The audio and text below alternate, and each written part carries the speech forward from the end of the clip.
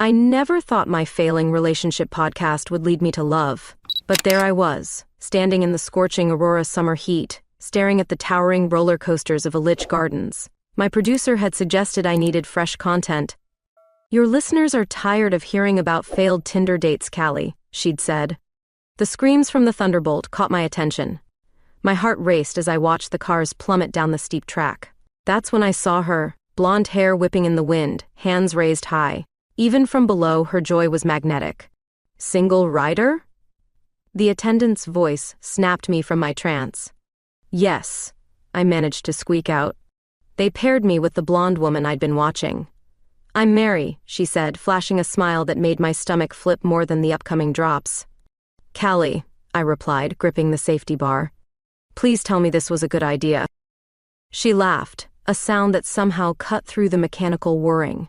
"Trust me, honey, sometimes the scariest decisions lead to the best stories." The ride lurched forward. I screamed. She laughed. Our shoulders pressed together as we twisted and turned through the air. By the time we pulled back into the station, my knuckles were white from gripping the bar, but I couldn't stop grinning. "First time?" Mary asked as we stumbled onto solid ground. "That obvious?" I smoothed my windblown hair. "I usually spend my days behind a microphone." "A radio host?" Her blue eyes sparkled with interest. "Podcast, about relationships." I paused. "Or lack thereof." She bought us cotton candy, and we wandered through the park. The setting sun painted everything in soft pinks and oranges. Mary, I learned, was a judge for local performance competitions. She had stories that made me laugh until my sides hurt. "You should come see a show sometime," she said, tearing off a piece of cotton candy. "Might give you some fresh material for your podcast." The way she said it felt like more than a casual invitation.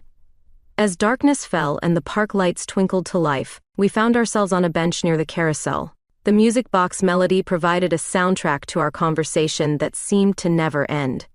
"I haven't felt this comfortable with someone in ages," I admitted, watching children wave from painted horses. "Me neither," Mary replied softly.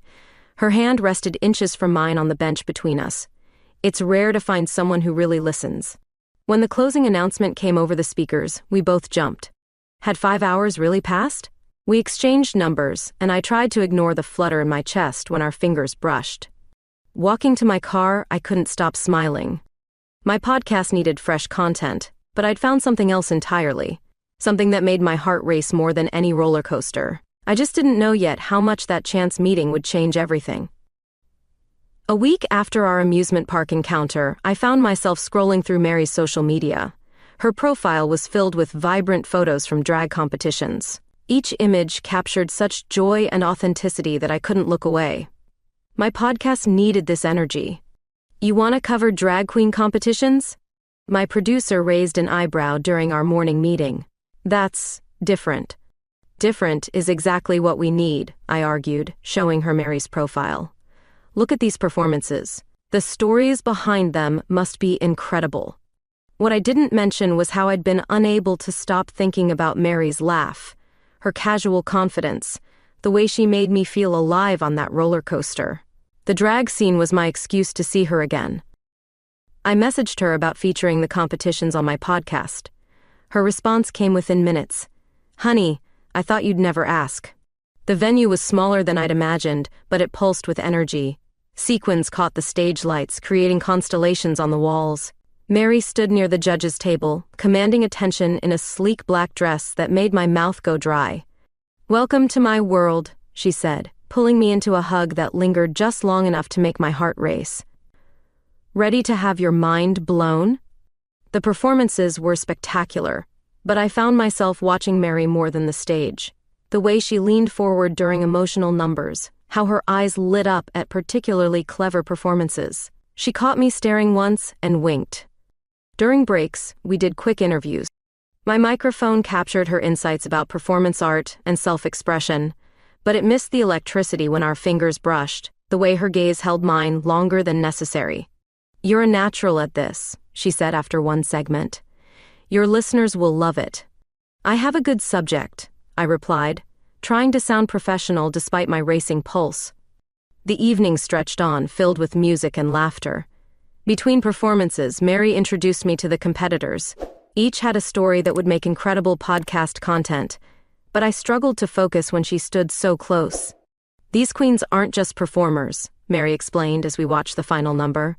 They're storytellers, artists, warriors, each one fighting to be authentically themselves. Her words hit home. Here I was, hiding behind my microphone, using work as an excuse to be near her. The irony wasn't lost on me. After the show, we sat in the empty venue, surrounded by fallen glitter and the ghost of music. Mary shared stories about her journey into judging, her voice soft in the dim light. I never expected this to become my life, she admitted. But sometimes the best things happen when we least expect them. Our eyes met, and for a moment I thought she might kiss me.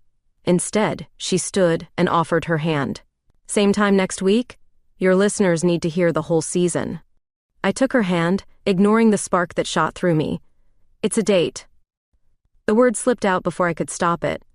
Mary's smile turned playful. Is it now? Walking to my car that night, I realized I was in trouble.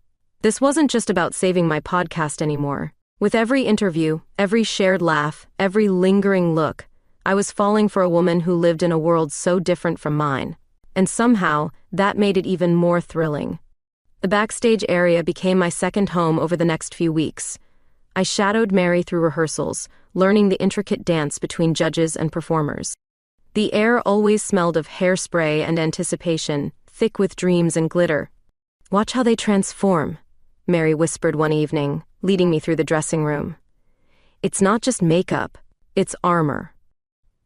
I was supposed to be gathering material for my podcast, but I found myself drawn to Mary's presence. The way she commanded respect with a gentle touch, how she could critique without crushing spirits. She was teaching me about more than just drag. Your last relationship, I ventured one night, as we sorted through competition scorecards. What happened? Mary's hands stilled. She couldn't handle the spotlight, said this world was too much. The she hung between us, an admission that made my heart skip. Thunder rumbled outside, matching the tension in her office. And you? She asked, looking up. Why did your last one end? She said I was too focused on other people's stories. I laughed softly. The irony of being a relationship podcaster who can't maintain one. Lightning flashed, illuminating Mary's face. She'd moved closer, close enough that I could smell her perfume, something expensive and subtle. Sometimes we need to live our own stories, she said quietly. The power went out, plunging us into darkness. I heard Mary's sharp intake of breath, felt her hand find mine in the dark. The emergency lights kicked in, casting everything in a soft blue glow. Scared of the dark? I teased, trying to calm my racing heart. No, she whispered. Scared of what I might do in it. Her thumb traced circles on my palm, sending shivers up my arm. Another crash of thunder made me jump, bringing us even closer. Tell me about your dreams, she said suddenly. Not the podcast ones, the real ones? In that blue-tinted darkness, words spilled out. I told her about wanting to write novels, about the fear of being vulnerable, about searching for a love worth documenting. She listened, really listened, the way few people ever had. When I finished, the storm had moved closer, rain drumming against the windows. Your turn, I said softly. Mary's story unfolded like poetry. Dreams of Broadway crushed by reality, finding herself in the drag scene, learning to judge not just performances but her own worth. I never thought I'd find someone who understands both worlds, she admitted. The air between us crackled with possibility. Her hand was still in mine, our shoulders touching as we sat on her office floor. Mary, I started, but thunder swallowed the rest of my words. She turned to face me, her blue eyes intense in the emergency lighting. For a moment, I thought she might kiss me. Instead, she reached up and tucked a strand of hair behind my ear. We should probably head home, she said, voice husky. Storm's getting worse. But neither of us moved. The rain created shadows that danced across her face, and I found myself memorizing every detail. The curve of her lips, the faint lines around her eyes, the way she looked at me like I was something precious. Yeah, I agreed, not meaning it. We should. The moment stretched, elastic and fragile. When we finally stood, something had shifted between us. The pretense of professional distance was wearing thin, like stage makeup after a long performance. Walking to our cars, protected by a shared umbrella, Mary said, "You're changing things around here, Cali Bennett." "Good changes?" I asked, watching raindrops catch in her hair. Her smile was soft, secret, the best kind. That night, lying in bed listening to the storm, I realized I was no longer just documenting stories. I was living one. And it terrified me how much I wanted to see how it ended. My podcast numbers were soaring. Listeners couldn't get enough of the drag scene stories, but they were really tuning in for Mary, her voice, her insights, the way she could make anyone feel seen. The comment section was filled with people asking when she'd be back. "Your audience loves you," I told her one afternoon, scrolling through reviews. "They love us," she corrected, applying mascara in her vanity mirror. "We make quite the pair." The dressing room was empty except for us. Mary had offered to teach me about stage makeup, claiming it would help me understand the transformation process better. "Sit," she patted the chair beside her. "Time for your education." My heart raced as she turned my chair to face her. The vanity lights created a halo around her blonde hair, and I struggled to maintain my composure. "First rule," she said, selecting a brush. "Makeup is about enhancement, not hiding." Her fingers were gentle as she tilted my chin up. Each touch sent electricity through my skin. She explained different techniques, but I was lost in the blue of her eyes, the way her lips moved as she spoke. "You're not listening," she chided softly. "I'm distracted," I admitted before I could stop myself. Her hand paused, hovering near my cheek. The air between us grew thick with unspoken words. She was so close I could count her eyelashes. "Distracted by what?" Her voice was barely a whisper. Instead of answering, I reached up and caught her hand. Her fingers intertwined with mine naturally, like they belonged there. "Cali," she breathed my name like a prayer. The moment stretched, taut with possibility. Then she leaned forward and everything changed. Her lips met mine softly, tentatively. The makeup brush clattered to the floor, forgotten. I melted into the kiss, tasting her expensive lipstick, feeling her smile against my mouth. When we pulled apart, her eyes were bright with emotion. "I've wanted to do that since the roller coaster," she confessed. "Why didn't you?" "Timing, fear, take your pick." She traced my cheekbone with her thumb, but mainly I wanted to be sure. Sure of what? That this wasn't just about your podcast. I pulled her back in for another kiss, this one deeper, more certain. "The podcast was just an excuse to see you again." She laughed against my lips. "I know, honey, I'm not blind." The rest of the makeup lesson was forgotten. We sat there, trading kisses and confessions, the vanity lights warming our skin. Mary told me about watching me during shows, how she'd catch herself smiling whenever I asked questions. "You're different," she said, playing with my fingers. "You see beyond the glitter." "You make it easy," I replied. "You're the most authentic person I know." The afternoon slipped away from us. Outside, we could hear the venue coming to life, preparing for tonight's show. But in our bubble of light and warmth, time seemed suspended. "We should probably get ready," Mary said eventually, though she made no move to let go of my hand. "Probably," I agreed, equally reluctant. As we finally stood to prepare for the evening's competition, Mary pulled me close one more time. "This changes things," she whispered. "Good changes?" I echoed her words from that rainy night. Her kiss was answer enough. We separated just as the first performers started arriving, but something fundamental had shifted. My podcast might have been about relationships, but for the first time, I was living the kind of love story I used to only talk about. That night's show felt different. Every time Mary spoke, I heard the softness in her voice from our private moments. When our eyes met across the judges' table, the world seemed to pause. I touched my lips during quiet moments, still feeling the ghost of her kisses. My notebook remained empty. Tonight's stories would have to wait. I was too busy living one of my own. Word travels fast in small communities. Within days of our first kiss, whispers rippled through Aurora's drag scene. I noticed the knowing looks, the subtle nods when Mary and I entered rooms together. "They're talking about us," I murmured during a competition break. Mary squeezed my hand under the judges' table. "Let them talk, honey." But it wasn't that simple.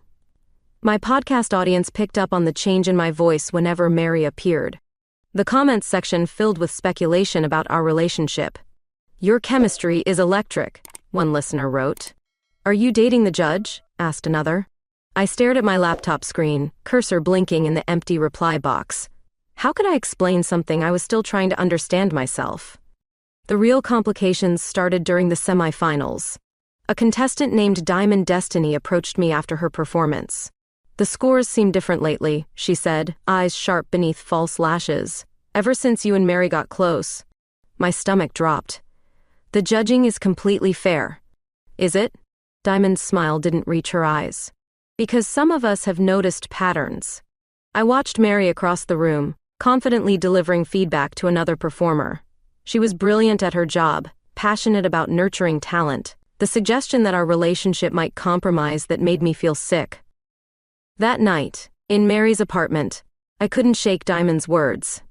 "Maybe we should be more discreet," I suggested, picking at my dinner. Mary set down her wine glass. "Are you ashamed of this?" "Never." I reached for her hand. "I'm worried about your reputation." "My reputation?" She laughed softly. "Honey, I've spent years building respect in this community. They know me." But the whispers grew louder. My podcast ratings soared, but the comments became more pointed. Some suggested I was using the drag scene for views. Others questioned Mary's objectivity. During one particularly tense evening, a competing podcast host cornered me. "How does it feel?" she asked. "Being the reason a respected judge might lose her credibility?" I fled to the bathroom, hands shaking as I called my producer. "Maybe we should pivot," she suggested. "Focus on different stories for a while." But the drag scene episodes are our most popular. Because people love drama, Cali, and right now, you're creating it. I splashed water on my face, watching my reflection blur through tears. When I opened the door, Mary stood waiting. I heard what she said. She pulled me into her arms. "Don't let them get to you." "But what if they're right?" I whispered into her shoulder. "What if I'm ruining everything you've built?" Mary pulled back, cupping my face in her hands. "Listen to me. What we have is real. Everything else is just noise." But that night, watching her sleep, I wondered if love was enough. The drag scene had been her home long before I arrived with my microphone and questions.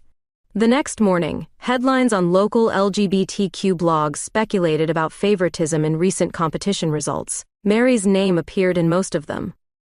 "We need to talk about this," I said, showing her my phone. She read the articles silently, her face unreadable.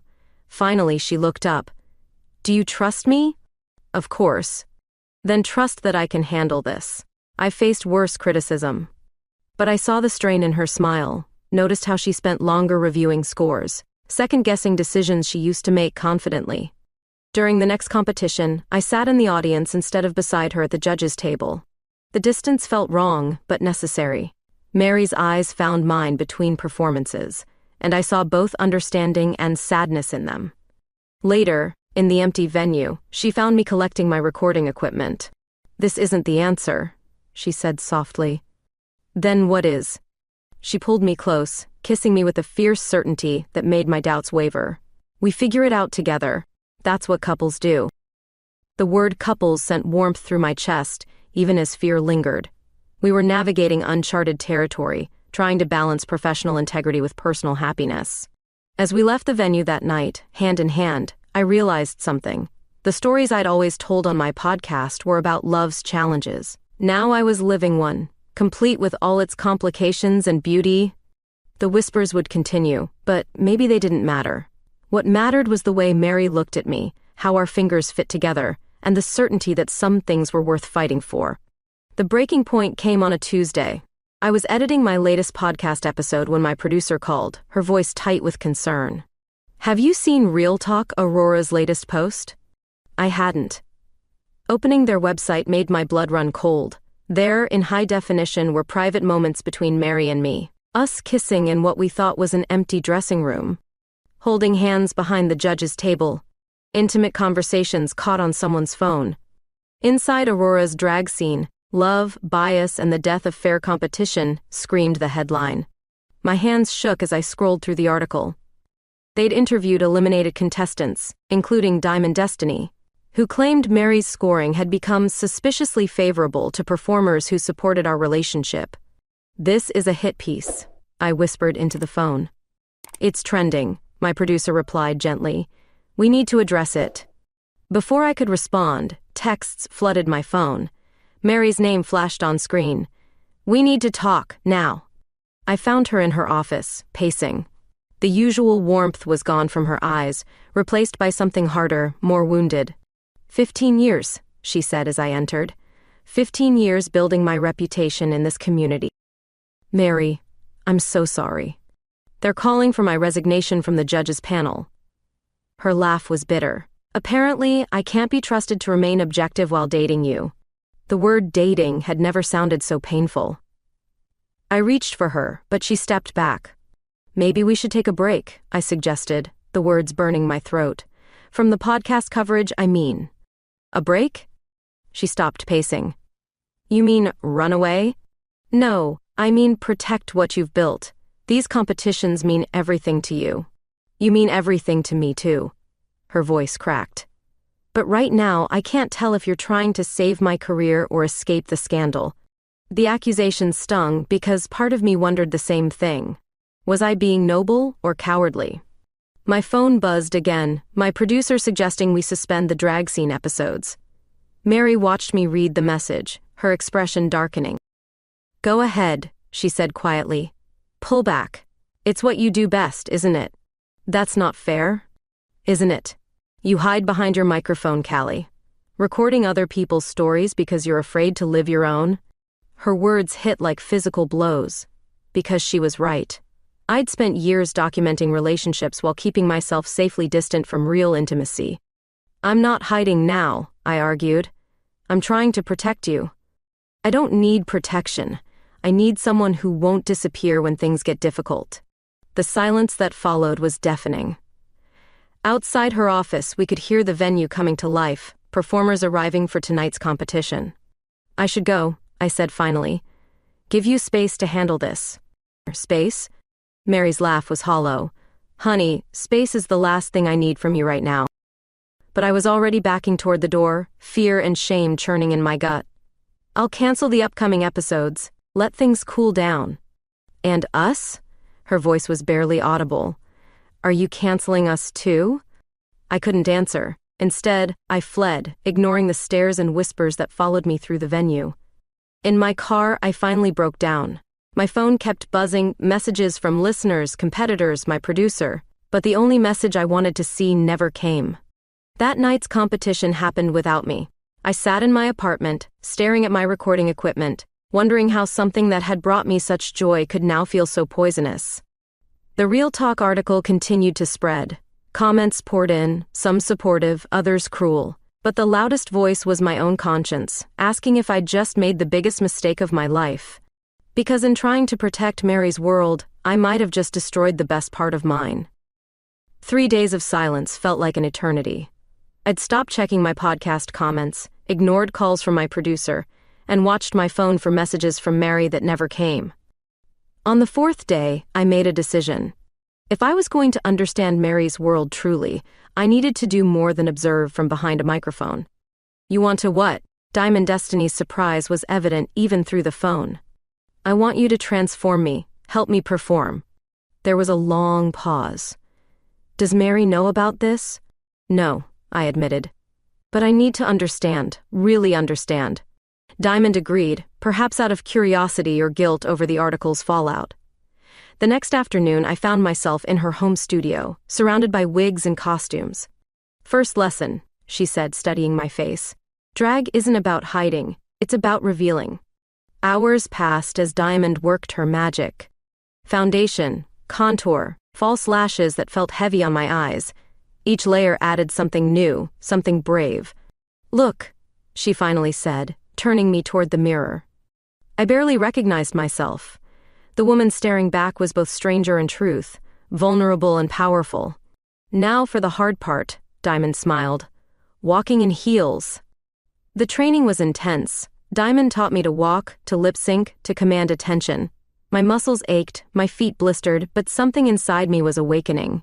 "Why are you really doing this?" she asked during a break. Because I've been telling everyone else's stories, I replied, adjusting my wig. It's time to live my own. A week later, I signed up for amateur night. Diamond helped me choose my song, The Show Must Go On, by Queen. The irony wasn't lost on me. I didn't tell Mary. But somehow, as I stood backstage that night, I knew she'd be there. The drag community was too small for secrets. My hands shook as I peeked through the curtain. The venue was packed, and there, at the judges' table, sat Mary. Even from a distance, I could see her tension, the way she gripped her pen too tightly. "Ladies and gentlemen," the host announced, "please welcome making her debut, Miss Cali Confessions." The music started, and I stepped into the spotlight. Everything Diamond had taught me flew from my mind.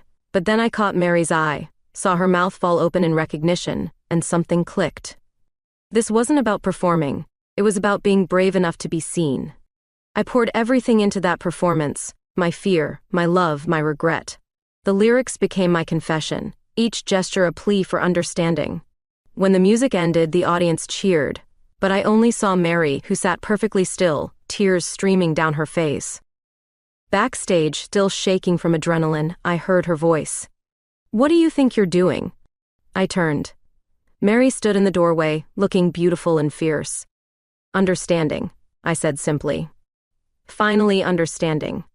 She crossed the space between us, her hand reaching up to touch my transformed face. "You didn't have to do this." "Yes, I did. I've been hiding behind my microphone, afraid to really live. But you taught me that authenticity requires courage." "You're shaking," she noticed, taking my hands. "These heels are killing me," I admitted. She laughed then, a real laugh that broke the tension. "Your makeup is running." "I don't care." I squeezed her hands. "I'm done caring about appearances. I love you, Mary Cooper. And I'm not running anymore." The kiss that followed was different from our others, deeper, more certain. My false lashes got in the way, my wig slightly askew, but it was perfect. Later that night, after I'd removed the makeup and costume, we lay tangled together in her bed. Mary traced patterns on my skin, her touch sending shivers through me. "You were beautiful up there," she murmured. I was terrified. "That's what made it beautiful." She propped herself up on an elbow. "You faced your fear." "For you," I said softly. "No, honey." She kissed me gently. "For yourself. That's what makes it matter." She was right. In trying to understand her world, I'd finally found my own courage. And as we drifted to sleep, I realized that sometimes the best stories aren't the ones we tell, they're the ones we dare to live. News of my performance spread through Aurora's drag community like wildfire. The video, captured by several audience members, went viral in local LGBTQ circles. But what surprised me most was the response. "You showed real courage," Diamond told me at the next competition. "We might have judged you both too harshly." Other queens approached with similar sentiments. The same performers who'd once whispered about favoritism now shared their own stories of love and authenticity. "Your podcast," Mary suggested one evening. "Why not let them tell their real stories?" So I did. My show evolved from relationship advice to chronicles of genuine love in all its forms. The queens opened up about their journeys, their struggles, their triumphs. Each episode felt less like reporting and more like sharing sacred truths. "These stories matter," one queen said during recording. "They show people they're not alone."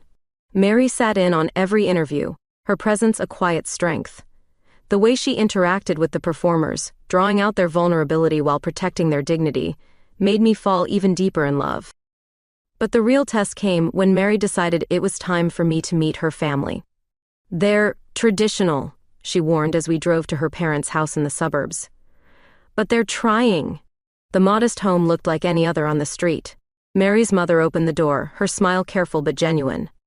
"So this is the podcast lady," she said, pulling me into an unexpected hug.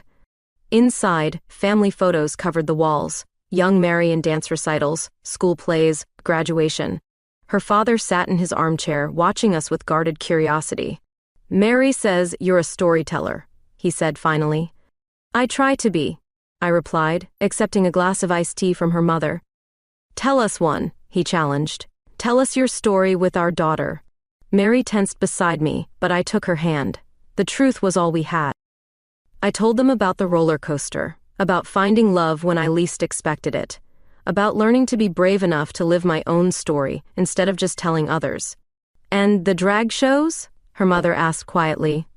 They're about authenticity, I explained. About having the courage to be who you really are. Something shifted in her father's expression. Like Mary had the courage to tell us who she really was? Exactly like that. I squeezed Mary's hand. Dinner was a careful dance of questions and answers, but as the evening progressed, I watched Mary's parents soften. Her mother asked about my podcast, genuinely interested. Her father shared stories of Mary's childhood performances. She was always meant for the stage, he said fondly. We just didn't know which stage. Later, as Mary's mother cleared dessert plates, she pulled me aside. We worry, she admitted, about the judgment she faces, the cruel things people say. I know, I replied. I worry too, but your daughter is the strongest person I know. She touched my cheek, a motherly gesture that made my throat tight. Thank you for seeing her, really seeing her. The drive home was quiet, Mary lost in thought. That went better than expected, she finally said. They love you, I replied. That's a good foundation for understanding. She pulled into her driveway but didn't turn off the engine. You know what made the difference? What? You. The way you told our story. You made them see it wasn't about scandal or shock. It was about love. That night, curled together on her couch, we watched old videos of drag competitions. The transformation of nervous newcomers into confident performers reminded me of my own journey. The community's changing, Mary observed. Opening up, healing. She was right. The whispers had turned to celebrations. The suspicion had become support. Our love story had somehow helped bridge divides we hadn't even known existed. Your next podcast episode, Mary said sleepily, should be about family. Which family? I asked. Yours, mine? All of them, she murmured. The ones we're born into, the ones we choose, the ones we build together. As she drifted off in my arms, I thought about families and stories and courage, about how love, when given room to grow, can transform not just two people but entire communities. And I knew with absolute certainty that this was just the beginning of our story. The email arrived on a quiet Sunday morning. Mary was still asleep beside me when I read it, the blue light of my phone illuminating her peaceful face. Dear Miss Cooper, it began. We're impressed by your work in Aurora's drag scene. The National Drag Association would like to offer you a position on our judging panel in New York City. My heart stopped. This was huge, the kind of opportunity Mary had dreamed about. But New York was across the country, far from everything we'd built here. I slipped out of bed, careful not to wake her.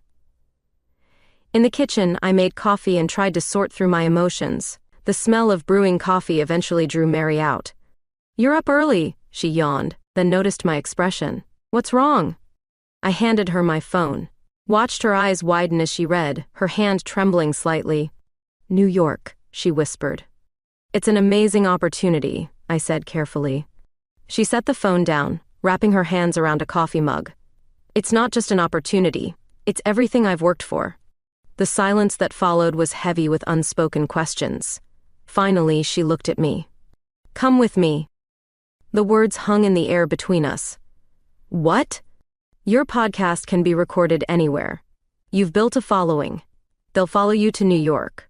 She was right. Technically, I could work from anywhere. But Aurora had become more than just a location. It was where our story began. I need time to think, I said softly. The next few days were a dance of careful conversations. We discussed logistics, possibilities, fears. Mary reached out to contacts in New York while I researched podcast studios. The drag scene there is incredible, she said one evening. Think of the stories you could tell. But it wasn't just about stories anymore. It was about leaving our community, our support system, the family we'd built. I called my producer, expecting resistance. Instead, she was enthusiastic. New York could take your show national, she said. Plus, your love story in the big city. Listeners will eat it up. Still, I hesitated. Mary noticed, of course. She always did. Talk to me, she said one night, finding me on her balcony. What are you afraid of? Losing what we have here, I admitted. What if New York changes us? She wrapped her arms around me from behind. Change isn't always bad, honey. But what if? No what ifs, she interrupted. Just truth. Do you love me? More than anything. Do you believe in us? I turned in her arms. Yes. Then the rest is just geography. But it wasn't that simple, and we both knew it. The next competition night, watching Mary in her element, I realized what I was really afraid of. I'm scared of holding you back, I confessed later. What if you resent me for making you choose? Choose? She looked puzzled. Between New York and me? Her laugh was soft, tender. Honey, I'm not choosing between anything. I'm choosing us together, wherever that takes us. The certainty in her voice made something shift inside me. We'd faced whispers and judgment, family tensions and community drama, and we'd emerged stronger. That night, I opened my laptop and began researching apartments in New York. Mary found me still at it hours later. Does this mean? I nodded. I'm scared. But I'm more scared of not taking this leap with you. She pulled me into a kiss that tasted of joy and promise. When we broke apart, she rested her forehead against mine. We'll build something beautiful there, she whispered. Just like we did here. Together? I agreed. The next morning, Mary accepted the position. As we shared the news with our community, I was struck by their reactions, not sadness at our leaving, but celebration of our next chapter. You'll always have a home here, Diamond said, hugging us both. Looking at Mary's radiant smile, I knew we were making the right choice, because home wasn't about place, it was about the person you chose to build it with. And I'd chosen Mary, with all the adventures and uncertainties that came with her. New York wasn't an ending, it was just the next page in our story. With 2 weeks left before our move to New York, I sat in my recording studio, staring at the microphone. This would be my last episode from Aurora, and I knew exactly what story I needed to tell. Today's episode is different, I began, my voice soft but steady. It's about my own love story. The words flowed easily, perhaps because I'd been living them. I told my listeners about the roller coaster ride, about falling in love with a drag competition judge, about learning to be brave enough to live authentically. Love isn't just about finding someone, I said into the microphone. It's about becoming who you're meant to be with them. Mary found me after I finished recording, tears in her eyes. She'd been listening from the control room. That was beautiful, she whispered, pulling me close. It's our truth, I replied simply. That evening, at the venue, Mary had her own surprise planned. I noticed something was different as soon as we arrived. The energy was electric, the queens unusually secretive. What's going on? I asked Diamond, who just winked and hurried backstage. Mary squeezed my hand. You'll see. The show began normally enough, but after the third performance, the lights changed. Soft blue illuminated the stage as Mary stood up from the judges' table. Tonight, she announced, we have a special tribute performance. The music started, our song from the roller coaster day. Then, one by one, the queens emerged, each wearing an outfit that represented a chapter of our story. Diamond appeared in the amusement park uniform. Another queen wore my podcast headphones. A third strutted out in the outfit from my first drag performance. I watched, mesmerized, as our love story unfolded on stage. Each performer added their own touch while maintaining the thread of our narrative. Then Mary appeared in the spotlight, wearing a dress that matched the one from our first kiss. This is for you, Cali Bennett, she said into the microphone. The woman who taught me that love is the greatest performance of all. She began to lip sync, not to a pop song, but to a montage of clips from my podcast. My voice filled the venue, talking about love and courage and authenticity. The performance ended with all the queens forming a heart shape around Mary. The audience erupted in applause, but I barely heard them through my tears. Mary made her way to me through the crowd. Surprise, she whispered. How did you? The community wanted to give us a proper send-off. She wiped a tear from my cheek. They've been rehearsing for weeks. One by one, the queens came to hug us. Each had a story about how our relationship had affected them. You showed us that love wins, Diamond said, her usual sass softened by emotion. That authenticity matters, added another queen. That sometimes the best stories are the ones we're afraid to tell, said a third. The celebration lasted late into the night. Our community, our family, surrounded us with love and support. Even those who had once whispered about favoritism now raised toasts to our future. Later, in the quiet of Mary's apartment, surrounded by half-packed boxes, she held me close. Thank you, she murmured into my hair. For what?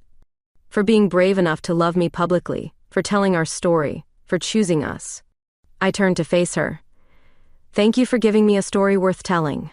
She kissed me then, soft and sweet, tasting of champagne and promises. Outside, Aurora's lights twinkled like stars, reminding me of that first night on the roller coaster. New York won't know what hit it. She smiled against my lips. No, I agreed. But they're about to learn that the best love stories don't follow a script. As we drifted to sleep that night, I thought about how far we'd come. From a chance meeting on a roller coaster to becoming a symbol of love's transformative power. Our story had changed us, changed our community, and now it would change New York too. Because that's what real love does. It transforms everything it touches. And this was just the beginning. 1 year after our first meeting, Mary and I stood in the line for the Thunderbolt roller coaster. The summer heat felt familiar, comforting even, as we waited our turn. Can't believe you convinced me to do this again, I laughed, watching the car zoom overhead. Tradition, Mary replied, squeezing my hand. Before we leave for New York tomorrow. The past year had transformed everything. My podcast had evolved into something deeper, more authentic. Mary's reputation in the drag community had grown stronger, and our love had become a story people told when they needed hope. Remember how terrified I was? I asked as we moved forward in line. Honey, you're still terrified, she teased. But now you do it anyway. The line shuffled forward. Above us, screams and laughter filled the air, just like that first day. But something felt different. Maybe it was us. Single riders? The attendant asked, just like before. No, Mary answered, smiling. We're together. As we climbed into the car, I noticed Mary's hands trembling slightly. I assumed it was from excitement until I saw her expression, nervous, almost uncertain. Everything okay? I asked as the safety bar lowered. She nodded, but her smile seemed different. The ride lurched forward, climbing the first hill. Cali, she said suddenly, her voice barely audible over the mechanical clicks. I need to ask you something. Now? I laughed, gripping the bar tighter as we neared the peak.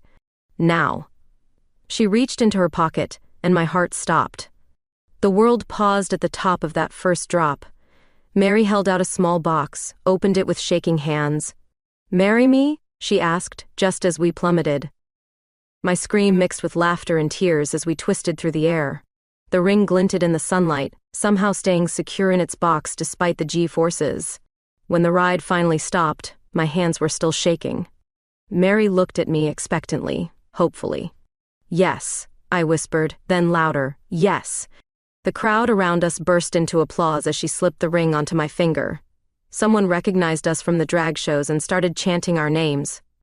We spent the rest of the afternoon reliving our first date, cotton candy, carousel rides, watching the sunset paint the sky in shades of promise. Why here? I asked later, as we sat on our bench near the carousel. Why not wait until New York? Mary's smile was soft in the twilight. Because this is where our story began. And I wanted that story to come full circle before we start our next chapter. The music box melody of the carousel played behind us, just like before. But this time, when our hands met on the bench between us, a ring caught the light. You know what this means? She said, eyes twinkling. You'll have to update your podcast title. Cali Confessions doesn't quite fit anymore. How about Cooper Confessions? I suggested. Her kiss was answer enough. As the park's closing announcement echoed through the speakers, we walked hand in hand to the exit. The Thunderbolt silhouette stood against the darkening sky, a monument to beginnings and endings and the courage to embrace both. Ready for New York? Mary asked as we reached the car. I looked at my ring, then at her, my judge, my love, my future wife. Ready for everything. Because that's what our story had taught us. Love isn't just about the big moments, the roller coaster proposals or drag show declarations. It's about choosing each other every day, through fear and change and uncertainty. And as we drove away from Illich Gardens, I knew this wasn't really an ending. It was just the beginning of a different kind of ride. one we'd take together, hand in hand, into whatever adventures awaited us. Some might call it a fairy tale ending, but I prefer to think of it as a real love story, messy and beautiful and absolutely perfectly ours.